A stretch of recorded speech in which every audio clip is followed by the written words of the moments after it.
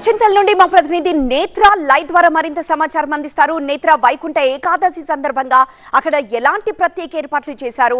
భక్తులు ఎంతమంది అక్కడికి తరలి వచ్చారు?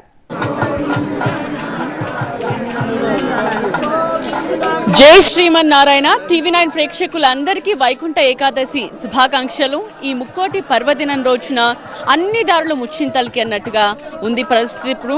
ప్రస్తుతం నేనున్నది వైకుంఠ ద్వారం దగ్గరే. దీన్నే ఉత్తర ద్వారం అంటారు.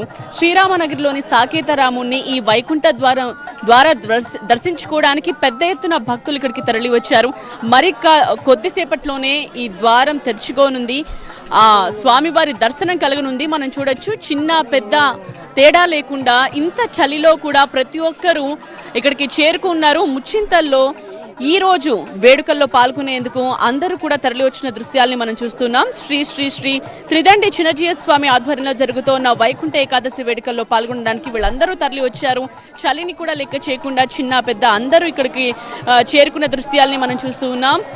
శ్రీమన్నారాయణ స్మరణతో అందరూ కూడా తరించిపోతూ ఉన్నారు. ఈ ప్రాంతం ఇలా వైకుంఠాన్ని తలపిస్తోన్న దృశ్యాల్ని మనం చూడొచ్చు. పరమ పవిత్రమైన ముక్కోటి పర్వదినం ఎదురుగా ఒకవైపు 216 అడుగుల భగవద్ రామానుజుల భవ్య విగ్రహం మనకు కనిపిస్తూ ఉంటుంది.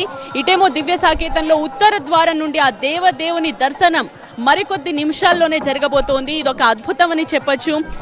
మనం ఆ లైవ్ దృశ్యాలను కూడా చూస్తూ ఉన్నాం. ఈ ద్వారం నుండి దర్శించుకోవడానికి, ఆ రామరాముని ఆ దేవుణ్ణి దర్శించుకోవడానికి, స్వామివారిని కనులారా వీక్షించడానికి ప్రతి ఒక్కరు కూడా ఈ ఒక్క సమయం కోసం ఎదురు చూస్తూ ఉంటారు. శ్రీ శ్రీ శ్రీ త్రిదండి చిన్నజీయ స్వామి ఆశీర్వాదాన్ని పొంది తన్మయం చెందడానికి ప్రతి ఒక్కరు కూడా వేచి చూస్తున్న సందర్భాన్ని మనం చూడొచ్చు. అండ్ ఇప్పుడు మరికొద్ది క్షణాల్లోనే ఈ ద్వారం తెరుచుకోనుంది. శ్రీ శ్రీ శ్రీ త్రిదండి చిన్నజీయ స్వామి ఆధ్వర్యంలోనే ఈ వేడుకలు కూడా జరగబోతూ ఉన్నాయి. పూర్ణిమ. ఎస్ నేత్ర.